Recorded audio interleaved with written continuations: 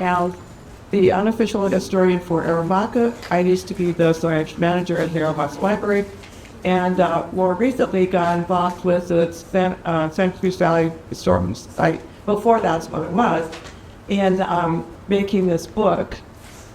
And they were going to make a collection of stories. And I thought, well, this is all well and good, but if you don't have like an overview of the history of Sahuarita to go with this book. So that's what I did, and I just kind of researched it during COVID.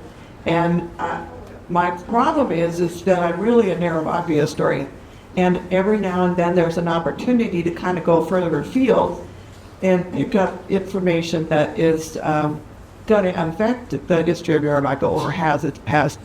And but I don't know anything about it. So at the time I knew nothing about Sahuarita except how to pronounce the name. So, and that comes from having been raised by a father that speaks Spanish and grandfather had a cowboy that was actually like my grandfather who did speak English. And I'm from Arivaca, but then I lived 35 years in Tucson. So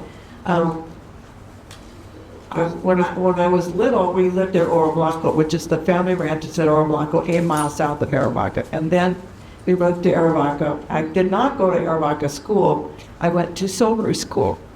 And so when Sam, Mac was looking for people that could write about the feeder schools coming into Sahuarita District, then she found me because I had written about Arivaca school and about Sonora school. And so then, that was back, I don't know, 2018 or something like that. And we've been friends ever since, and me, Amy, and Oscar. And so it's an interesting group and very, it was what they want to do is really to collect just all the people in the Sahuarita Great Valley area and Canoa Ranch area. Everything from the county line north, the Santa Cruz County line north, because the Santa Cruz County line south has a Tubac Historical Society, and it has the Maria Alta and the Nellis. So this is an underrepresented area right here, between here and Tucson. So I got interested in the Buffalo Soldiers because they were in Arivaca for 3 years, and my father was an impressionable 12-year-old about that time. And he always thought it was so interesting to have these Buffalo Soldiers there. And my granddad had lived in Mexico, and some of his brothers, my great uncles, had lived in Mexico. And so they're going to feature in this story because, you end up with, if you've lived in that area long enough, then you're affected by the Mexican Revolution. So that's why the Buffalo Soldiers came to Arivaca. Flat out. They were not here for any other reason but because the Mexican Revolution was starting to spill across the border. And so they were, when they came, they were sent to Fort Huachuca. And so the Fort Huachuca War Memorial for the Buffalo Soldiers is right there in that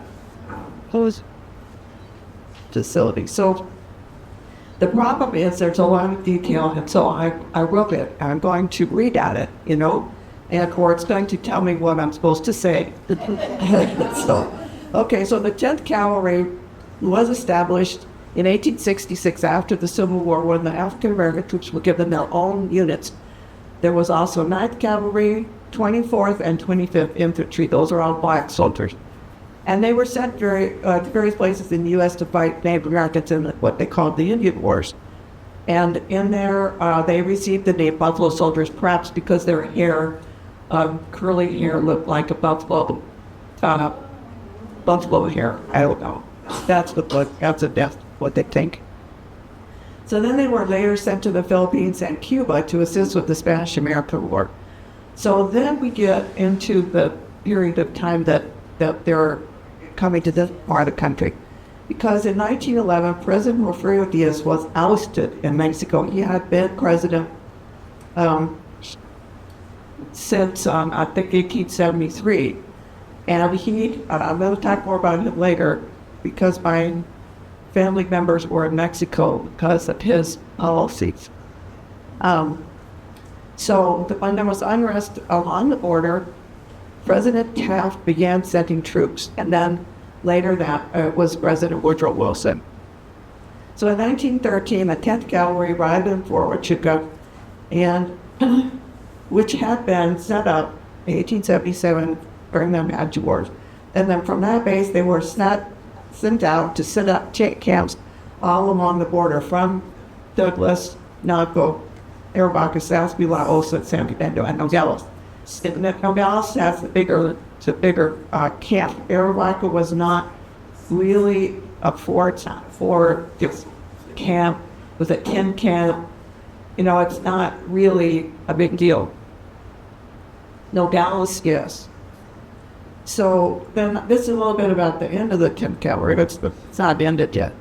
It served until it was deactivated in 1944, then reactivated again as an integrated combat unit in 1958. And portions of the regiment have certain conflicts ranging from Vietnam War operation during Freedom Operation Iraqi Freedom. The current structure is one squadron, the 4th Squadron 10th Cavalry Regiment Unit, and one separate armored cavalry unit, C Troop 10th Cavalry, who are in active service now. Okay, so our most famous Buffalo soldier was Henry O. Slippers, the first black graduate at West Point, and he became an officer of the 10th Cavalry and served until he encountered some trouble that caused his dismissal, and this might have been trumped up trouble, and maybe not. So then he moved to Nogales and worked as a mining engineer, became fluent in Spanish, and held several important government positions. His most significant task for us was to serve as the Arizona investigator for the Court of Private Land Claims that was working between 1891 and 1904, which adjudicated the Mexican land grants that had come into the United States as a result of grants to purchase in 1854. And from that time on, these land grants were just sitting there. People were, thinking they owned them, or if they thought they owned them, maybe they owned them and maybe they didn't own them, which is what happened in Arivaca. But there's quite a few of them in southern Arizona and in New Mexico. So he was the Arizona investigators. He had to determine if they were legal according to U.S. laws.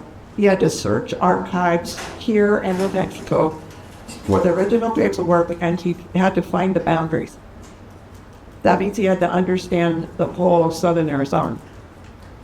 He found Arivaca's land grant to not be valid because the corners could not be found and the names of the landmarks had changed over the years. But he did find the Canelo land grant to be valid because those things still were in place. So the troops were sent here when Porfirio Diaz was ousted. And he had prided himself on improving the economy of Mexico, primarily by attracting American investment in mines and big industry. And so at that point, my great-uncle, my granddad's brother, was working in Chilpancingo for a big mill and managing this mill. And so he is affected by it. Then I had another great-uncle who had some mines in Mexico. And then my granddad prospected in Mexico and worked in mines, but he didn't own any mines.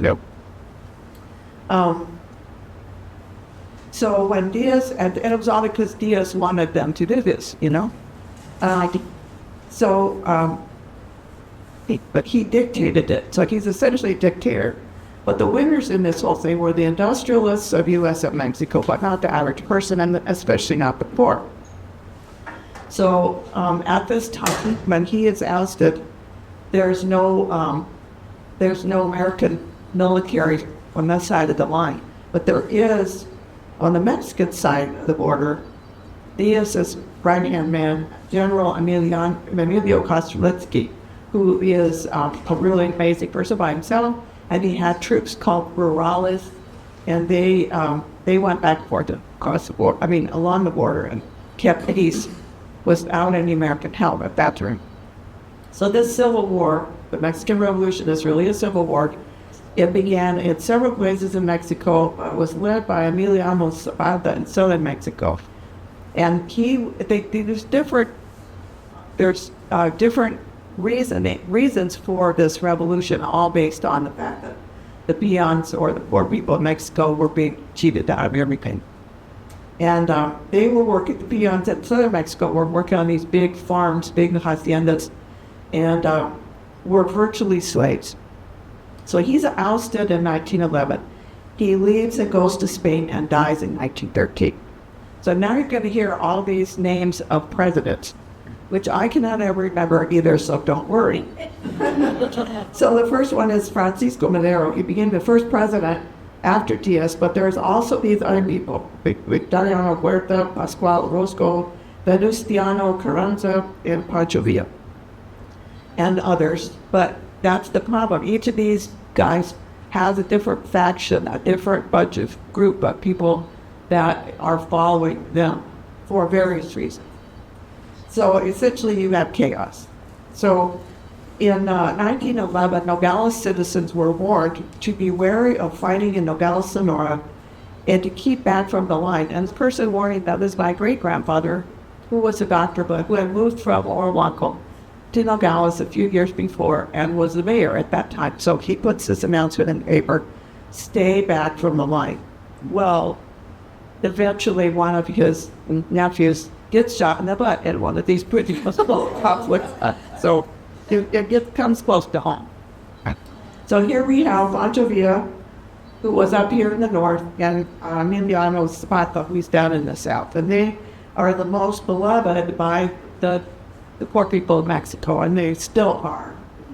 And so we're going to learn about Pancho Villa, and from my point of view. Now, there's other views, but from mine, it's just. The problem is, in the United States, the politicians had to figure out who to support of all these folks down there, because it had been dabbling in Mexican affairs for a long time. This I do not have a ton of detail on, but supposedly the U.S. had neutrality laws, and the United States was supposed to be neutral. But the politicians did not follow these laws themselves. American troops needed to be sent to protect the ports of entry and the border in general, which at best was a barbed wire fence. At worst, it was nothing.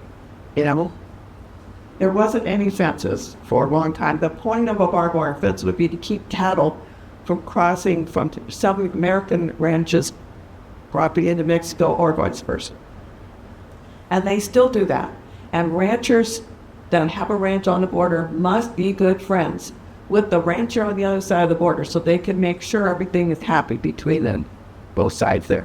And usually this is true. So cavalry units began to be sent south all along the border by the American government. And their primary purpose was to enforce neutrality laws. But the troops on the ground do not know what those are. Good. And it basically means you can't break guns across the border. Yeah. Yeah, right. So the Mexican factions, in the meantime, were all fighting each other all over Mexico, including in the border towns. Camp Little in Nogales, which was established in 1910, was named for a Black American soldier named Stephen D. Littles with an S, but that's not, who was killed by a stray Mexican bullet in 1915. So Americans who live near the borders start demanding that the United States do something about this, but the United States really don't know what to do. So as things pan out, we can see that they're going to make big mistakes. The neutrality laws attempted to ensure that revolutionaries could not get American arms or launch invasions from U.S. soil or to U.S. soil. Now, there was probably no reason they would go to U.S. soil, but there were people on this side of the line, usually Mexican Americans, who were supporting various factions on the other side of the line without leaving the U.S., and it's always possible that they could launch an invasion. It's possible. They did it, but they could. So you have soldiers, and then you have customs agents at the port of entry. who could arrest conspirators and prevent armed bands from crossing the border. But then they realized they need more soldiers. So Mexico was becoming more volatile, and you could find eventually as many as 2 million Mexicans died in this revolution. It lasts so long. Many refugees came north into the United States, many of them to Tucson, and I knew this lady named Lucy Cepeda, and her family, she told a story about how her family had this ranch in Mexico, not a big ranch, a little ranch down by Altar. And the Villistas came and took it away from them, and they had to escape, came up through Arivaca, where they stayed for a short while. And then they end up in Tucson, because obviously Tucson has more opportunity. And some of her uncles, I think, had a ranch that way over. So I have on here 2 references. Line in the Sand, a history of the Western U.S.-Mexico border by Rachel St. John, and that's a slightly older book, just a few years old. Rachel St. John did a lot of really good research on this whole thing from both sides of the line. She went down in Mexico and researched it. And when she says the Western U.S.-Mexico border, it means Arizona and California. So Arizona is featured in this book. And then the newest book that I have is How America's Guns Fuel Violence Across the Border by Yela Ustilnanti. She is a Lithuanian. She's done a lot of research on guns at this point, but before that it was on a lot of other things. She's a fascinating lady. Both of these people teach at Harvard. Yela came to Arivaca a few years ago, and we got to know her, and she was working as an EMT for the fire department. Then she went to Nogales and worked for the fire department there. She'd already written a book about fire departments and somewhere like in Paraguay or someplace, and their border things. So she came here, and she's really an amazing person. And so I told her, when my daughter's 51, when she was in first grade, her best friend's father ran guns to Mexico. I mean, he didn't hide it. He just sold them mostly to the police in Mexico. But who knows where else he sold them? That would be about 1980. This whole thing nothing is new. All the border issues, nothing is new. It's been going on since there was a border. Okay, so you get a new president, Francisco Madero. He's elected president in 1911, then he's assassinated in 1913. We're going to find out more about these presidents. The Battle of Nogales, the first Battle of Nogales was in 1913. There's 3 of them that they like to talk about. Between the Constitutionalists and the Mexican military. So not sure those people are, whoever the president is probably heading up the Constitutionalists. So American forces were involved to keep spectators safe because there's a lot of spectators. And one of them being my grandfather, if he could. So as a result, Kasulaitis was leading the federal forces, and he ends up surrendering to the Americans, but not to the Mexican factions that he was fighting. And he moved, and the U.S. let him in, and he moved to San Diego, where he retired. So then, after that, you have Victoriano's work, the president. U.S. President Wilson did not like Huerta. Now they're starting to get opinions about who they are going to support. They're trying to look ahead and see who is likely to be a good president, who's likely to win. And this is not easy for the Americans. One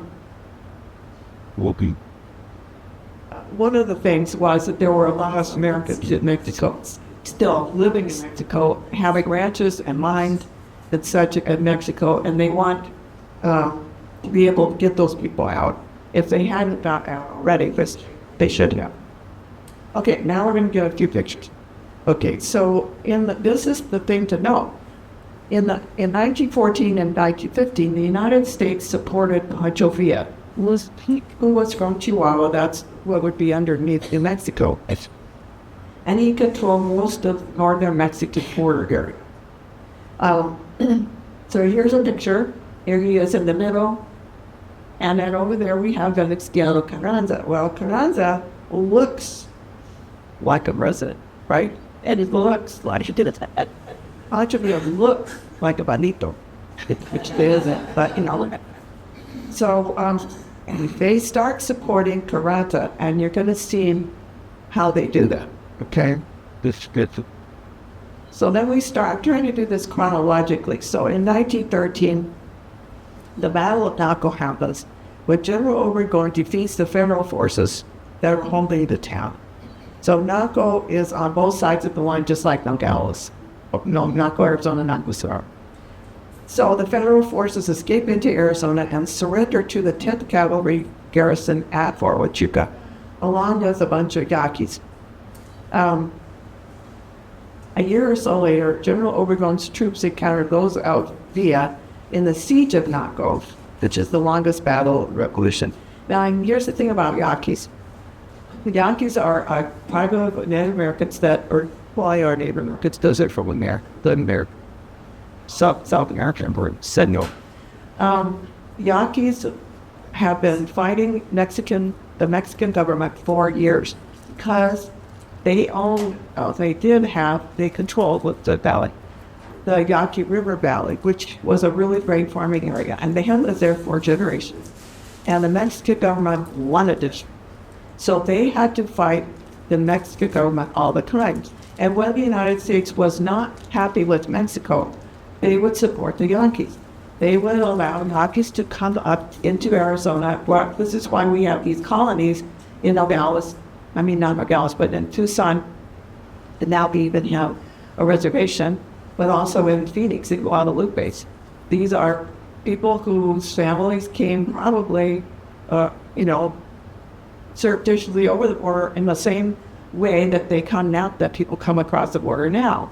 And the Yankees would go back and forth, and sometimes the Yankees were running guns, but the United States was allowing them, kind of not paying attention to them to do that, as long as they didn't cause any trouble. And the problem is sometimes the military that was operating in certain areas did not know that this policy was enforced. Okay. So then we get the Battle of Agua Prieta. So you're getting these battles along the border. Nogales, Naco, Agua Prieta. Agua Prieta is on the other side of the line from Douglas. And this is what precipitated the attack on Columbus, New Mexico by Pancho Villa. So in 1915, President Wilson recognizes Carranza's government because he promised to protect American property. At about the same time, Villa had had a series of defeats, and the U.S. did not think that he looked like a desirable presidential candidate, so they decided to support Carranza.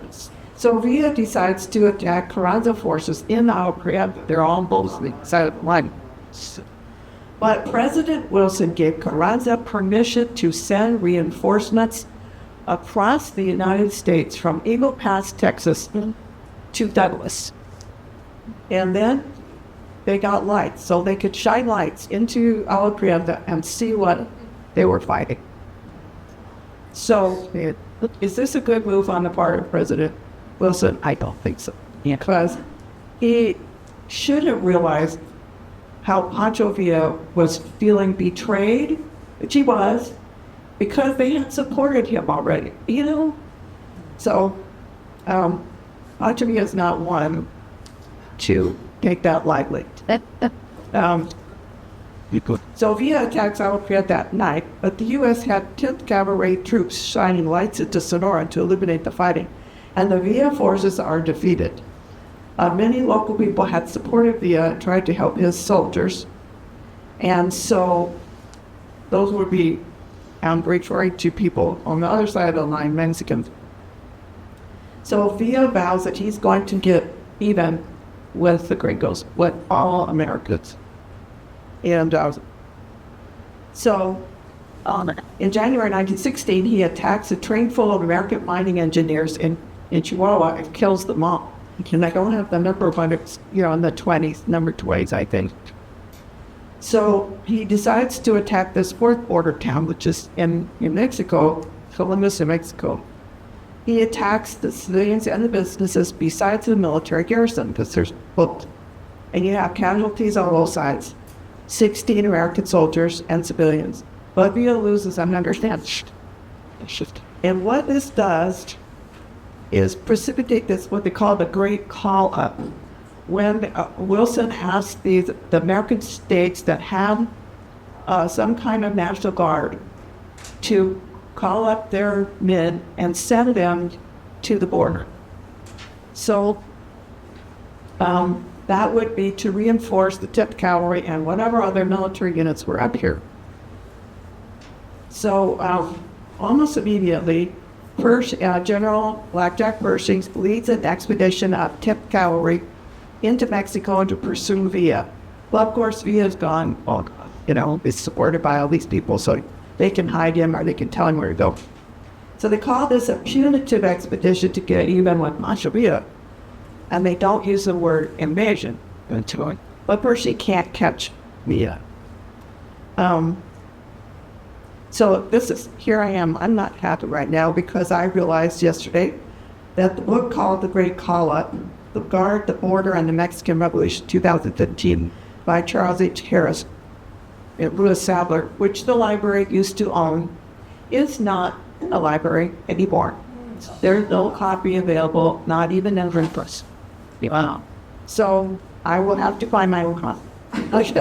It's a big, big book. It's in there. It's telling you about all the different units that came forth. You have to remember that at that time, from 1912, when Arizona becomes a state. Arizona had not made its own National Guard yet. So this is their opportunity to do so, but they have not actually done it yet. They're working on it. Yep. So as a result of Pershing's trip into Mexico, you suddenly get a whole lot of pictures of Buffalo soldiers and various other troops. Photographers are down in El Paso and in Columbus. They accompany the expedition. They record many of the aspects of the trials of the troops. The first thing that happened was they just packed up and went chasing Villa without enough supplies, without food. So they had to buy food from Mexican stores and Mexican people, like beans and flour and eggs and stuff like that, because they couldn't treat the troops otherwise. So here's some pictures. These are from these photographers. There was a man in Arivaca that loved the whole thing, and he had a whole collection of postcards from this period. This picture top right is part of the postcard collection, which you can probably find on eBay if you're looking. So the troops start into Mexico near Colonia Tucson, south of Columbus. But they move so fast that they were not prepared, and they go down into Chihuahua. You have to realize that Colonial Tucson, at that time, I'm not sure the dates on this, but there's a Mormon colony at Colonial Tucson, and then another one closer to Arivaca. And a few years ago, there were some women were traveling from to Colonial Tucson that were killed by bandits or cartel people or something like that. So they're still down there, and I think that's why they went to Colonial Tucson, is because there was some English-speaking people there. I won't say Americans because I'm not sure what their category was at that moment.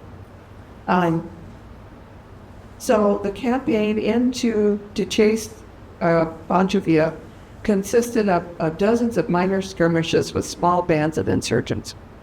The biggest battle was in June 1916, where two troops of the 10th Cavalry, totaling 92 troopers, attacked the Mexican Federal Army troops in the Battle of Carrizal, Chihuahua. 12 U.S. troops were killed, 23 taken prisoner, 45 Federalists were casualty. This almost starts open war between the U.S. and Mexico. This is not, they're not doing this against Villa. They're fighting the federal troops. And, but thank goodness the cooler heads prevailed, and both governments immediately decided, oh, we can't have this, it's not good. And so they moved to lessen tensions and open negotiations for U.S. withdrawal, which prevented war, and they bring the troops back out through El Paso and repatriate the prisoners. Here's some more pictures. See, they're just lovely pictures if you're into those kind of things. This is one of the most famous ones. In the middle is probably, but I'm not sure, the captain or the lieutenant, because in a 10th Cavalry troop of black soldiers, the lieutenant or the captain is white. It just tell me. So, in Arivaca, here we are in Arivaca, National Guard cavalry troops arrived in the form of Troop B of the Connecticut National Guard. So the first, I'm not actually sure that's the first, but sometimes I can't get information about how many different cavalry units came through there. But the one that we know the most about is the Connecticut National Guard, because they wrote a book and they took a lot of pictures and they kept a diary and they put it in the pictures and everything into this book, and it's just wonderful. And some of the current people that are kind of aficionados of that period have been to Arivaca twice, gave us hats, gloves, things like that. So they're only there 3 months. That's how these units, these National Guard units, did not stay very long. So they give us all kinds of detail about Arivaca, except they don't take a picture of the school. This school, this is my baby, the school at Arivaca, and that is dated from 1879. And it was there then, and they don't take a picture of it. And that'll go on. So their book that they have is called The Origin and Fortunes of Troop B Connecticut National Guard. And I got my copy of 80 books, the used book website. Then the next group was the Utah Cavalry. They arrived in early 1917, and there's about 3 months that they're there. And this is where my granddad, gets a volunteer. They become famous because there's some Cardencista troops at Kasulaitis on the border, south of Ruby. So if you've ever been down to see the new border wall, the new border wall ends right there at Kasulaitis because it is so rugged from then on towards Nogales, so you can't even get in there. But that's the troops, the Cardencista troops were on the other side of the line, and Utah Cavalry comes down, and they have a skirmish between these Cardencistas. And nobody is killed on the American side, but maybe one was wounded in Mexico. But the local people, including my grandfather, are all up on the hills around us watching it because it was so exciting. They see the troops going, they hear about it, they get on their horses, and they run over there as fast as they can. And so when Americans go across the line, invading Mexico, they come back with chickens. My granddad said that was the most exciting part, was seeing these chickens.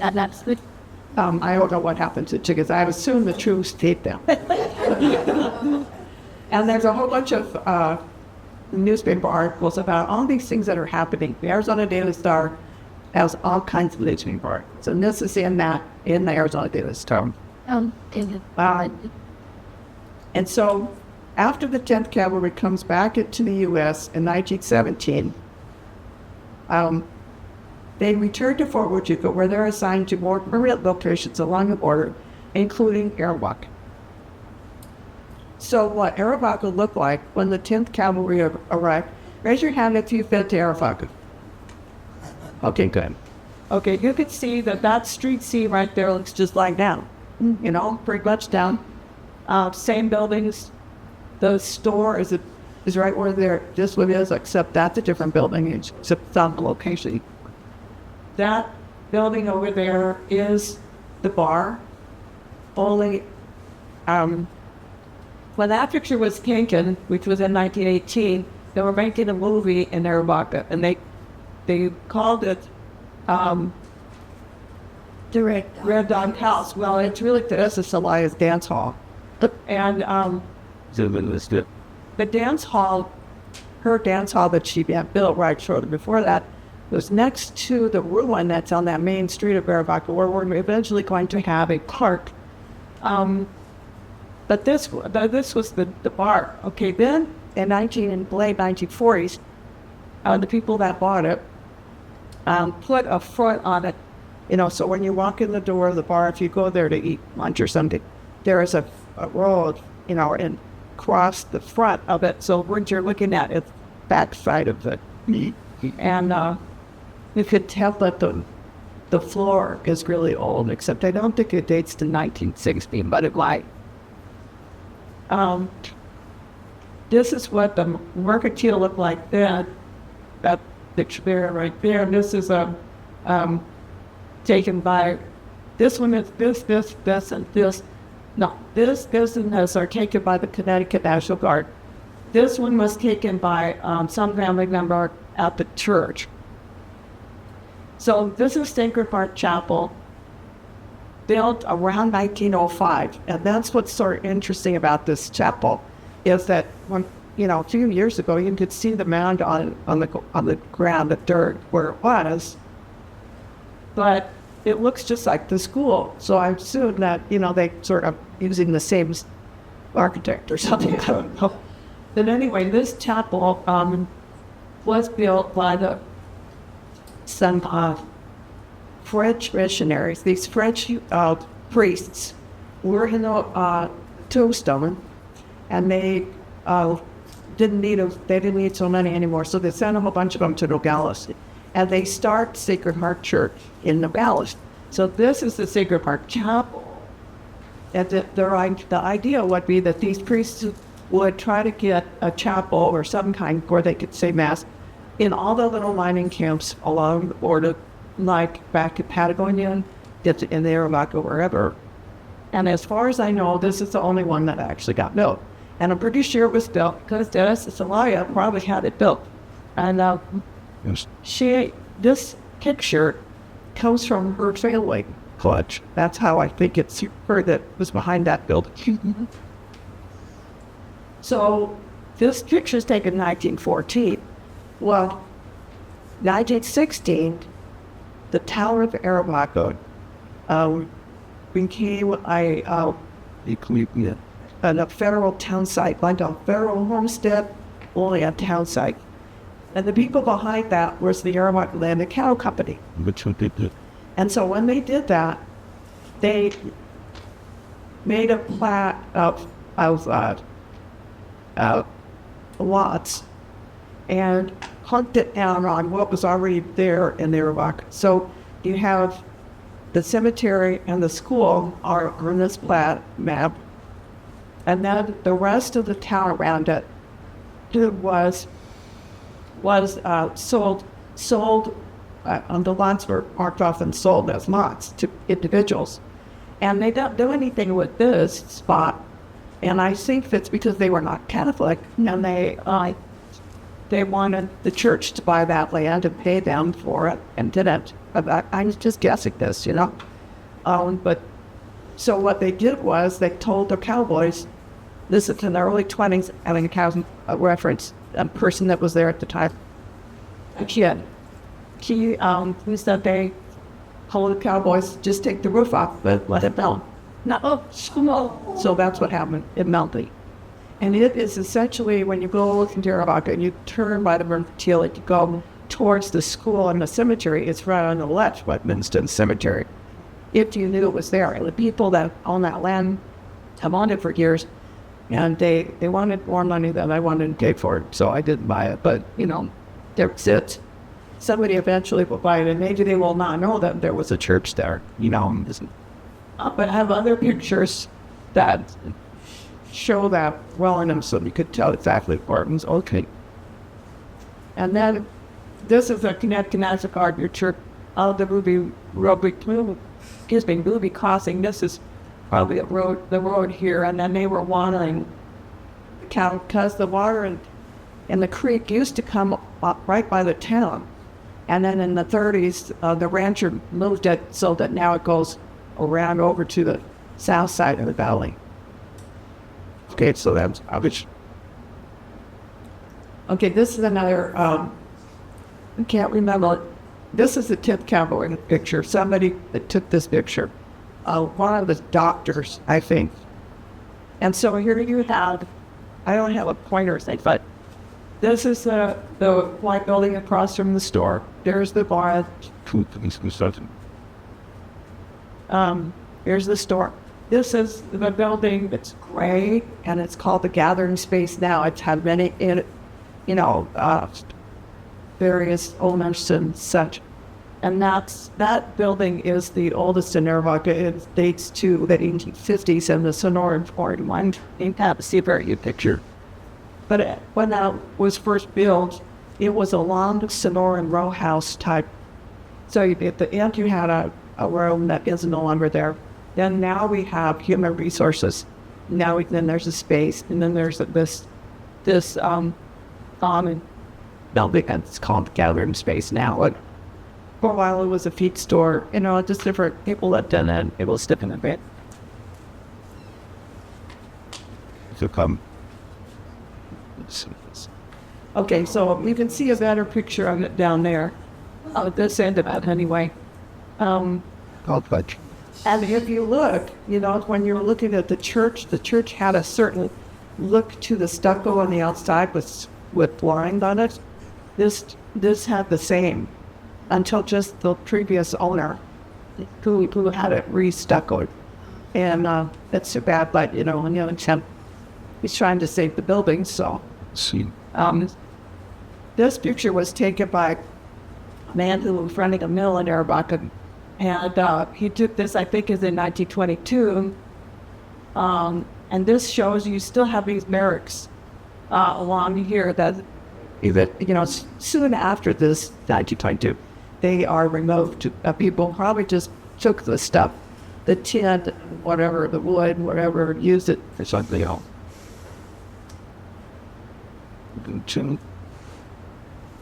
Okay, so my dad was always very interested in this whole period, so he makes this little map or drawing showing where these were. This would be American Kill. Way up there is the school. G is the church. The various things, this would be, I guess, Main Street. Main Street is really just, but we call Main Street. So that's what these are, buildings built by the 10th Cavalry. And then we have Jack and Debbie over there who owns the property back across the street from the school, and there were some things up there. You see that? I may give you a copy of this if you don't have it.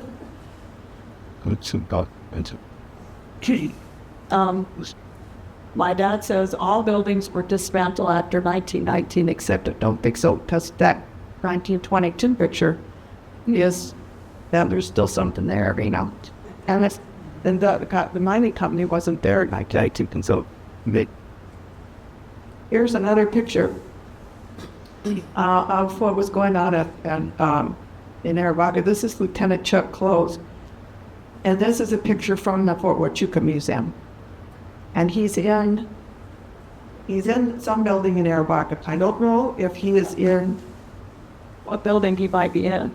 It could be what is now called the Arivaca Hotel, and maybe not here. So we have a little story that features him. This is called Yaquis in Bear Valley. In 1918, there was a 10th Cavalry camp in Bear Valley, which is by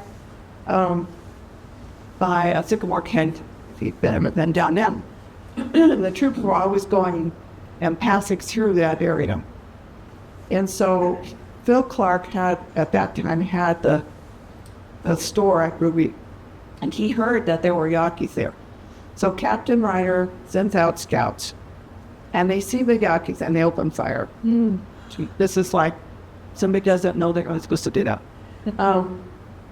So finally the Yankees admit defeat, and there were 10 captured, but 20 of them got away. And the leader, who's, I think his name is Saturnino, I did not know it, but I'm not positive, was shot in his abdomen in a cartridge belt, which exploded, and he was severely wounded and died, but he was the only one that died.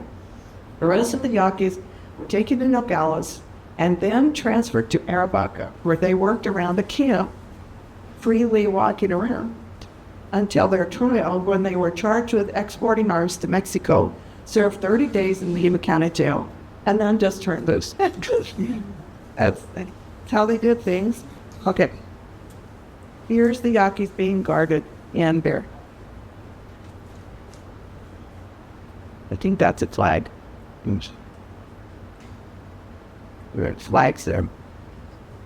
There's some more pictures of those Yankees.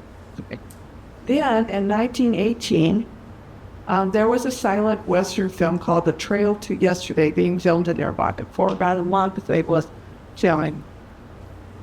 And there were Yankees coming by over the coast or over by Saturday.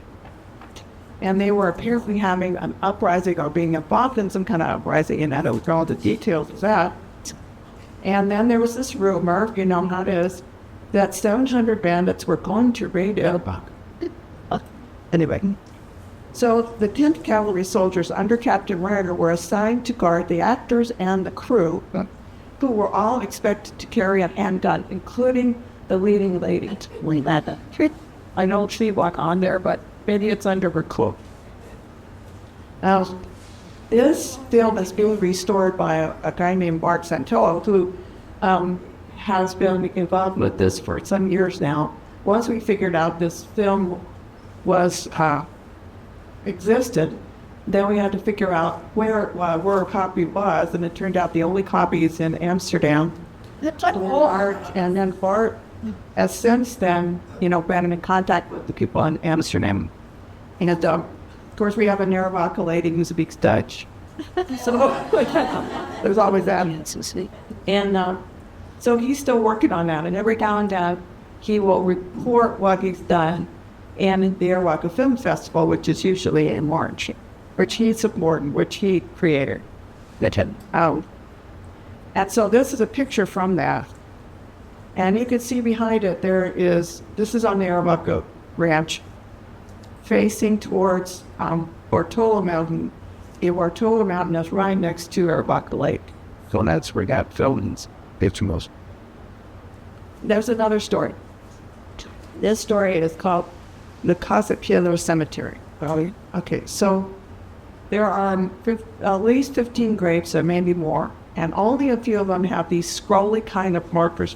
They can see a lot of those in the Arivaca Cemetery. They're made of metal, and they have twisted it and made scrolls out of it. And I personally really like them, and they're Mexican type markers.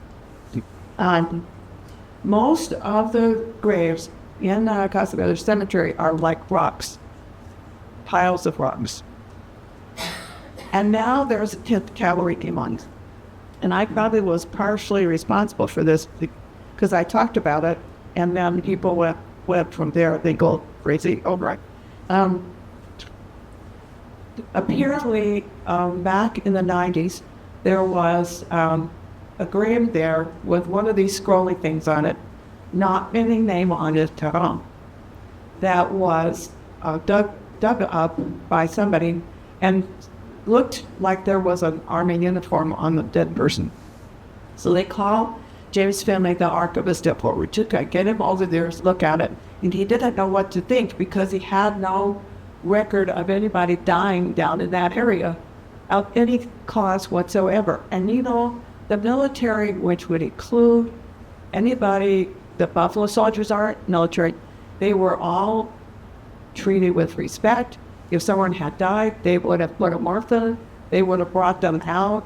There's nobody in the Arivaca Cemetery. They would have taken them to Nogales, where there was a section of the cemetery there. I mean, that would have happened. I don't think this is really a 10th Cavalry soldier there. My dad did not think there was. And one of the main reasons for not thinking there was that the locals would know, because it's surrounded by mining camps. They would have known if somebody died and was buried. My granddad would have known. The scuttlebutt would have been spread far wide that one of these soldiers died and they got buried down there. That did not happen. So you have no military record and you have no local information. So Finley thought that maybe this soldier died in the flu epidemic and was just buried right there. But normally he would have a record on that too. So we don't know. Anyway, some people that are affiliated with Buffalo Soldier organizations nowadays have put up signs saying that the Buffalo Soldiers were buried there. Well, at most there would have been one, and everybody else is probably a minor. And those graves probably date back to the Mexican era, because there's been mining in that area, or who knows how long. So where am I? It's possible. I think that it's just another person, not a Buffalo Soldier, and that this marker was put up at the time because the family grew up or something. And one of my more off the wall thoughts was, it's possible that someone had a Buffalo Soldier uniform and wore it to be buried in. They put him in it to be buried in just because it was a nice piece of, it was nice. I mean, I don't know. I just guess this. It makes sense. So my father wrote a letter stating that neither he nor his father knew of anybody being killed or dying in the gulch. And so that's all. That's a story, and we don't know what necessarily. So was there a fence along the U.S.-Mexico border during the Mexican Revolution? No. So one of the key battles was the Battle of Ambos Nogales, they call it, in August 1918. And just recently, there's an organization called Border Bandia. Alex Lampier is on that. He has a tour every year of where in this battle, where people were and what was happening. And I have listened every time. And it's usually held on the day of the battle. So they had this engagement, 27 August 1918, between the Mexican military and civilian militia forces and elements of the U.S. Army troops of the 35th Infantry, reinforced by Buffalo Soldiers of the 10th Cavalry, commanded by Colonel Frederick J. Clemens. And there had been unease, let's call it that, between the customs officials on both sides of the border. And it was so open. People went and came, and they were supposed to go through a certain spot, and they didn't necessarily. And there was a carpenter crossing the border, which he did every day, back and forth across the border to left of the United States. And he did not obey the order of an American official, and someone shot at him, and they missed. But this starts this battle that lasts 4 hours with American soldiers marching into Mexico. So the mayor of Sonora, Mayor Peñalosa, raises a white flag in the street, and guess what? He gets shot and killed. So, where are we? Yes. Okay, so then a ceasefire was called when the Mexican side raised another white flag. And I was trying to find the death toll, and I never have found it so far. I'm sure someone knows what it is. I just haven't got it yet. So once the fighting stopped, suddenly the two countries decided they had to have negotiations again. This is another one where, some local officials or local people are affected and are local military and took some bit, in their teeth and screwed up everything. And so now we got to go back and negotiate. And one of the things that happened is the cattlemen in Arizona said, we need a horse-high, bull-strong, and man-proof fence along the border to stop cattle rustling. Because that had happened. This cattle rustling was both ways, from our side to Mexico and vice versa. We're not talking about just one bunch. So they have a meeting, sent into the newspaper, and eventually a 4-strand barbed wire fence went up, but I don't know when that was exactly. Not immediately. And that, in all the part that does not have a wall, it's still 4-strand barbed wire fence. And the ranchers still have to watch that. They have to fix the fence, and they have to be friends with the rancher on the other side of the line. And if you notice, I keep saying on the other side of the line, that is how I grew up thinking that I got say the border of Mexico. So part of what came out of this battle of Ambos Nogales is this unity between the two cities and this feeling that people on the Sonora side and the United States side had interests in common. They had relatives in common. They had businesses. People would go back and forth. They would go shopping or whatever. And they wanted a peace and tranquility so people could continue to do that. So they do put up a 2-mile-long border fence between the cities to help funnel the people going back and forth, steering the right places so they didn't get in bounds. So this is what it looked like before there was a fence. And this is kind of a famous picture. There's a man named Carlos Parra who has a nice website. And so I'm going to show this picture again, but it says, how did the Mexican Revolution end? Okay. So this has gone on now. This is 1920. It's going on forever. The Constitution of 1917 was written, and Carranza is president at this point. So it gives powers to the president, but the government could do things like confiscate land from wealthy landowners, guarantee worker rights, and limit the rights of the Roman Catholic Church. This is a big deal in Mexico. The Catholic Church has too much power, and it's worried that they were like. So the Papa gets assassinated in 1919. So then 1920, Carranza tries to break up a railroad strike. He's the president, I think, at that point, and is killed, attempting to flee the capital. Pancho Villa was pacified by being given a large ranch near Parral, Sonora, and he's assassinated. Then Huerta becomes president and does a lot of good things to make a stable country, but he's assassinated in 1920 base.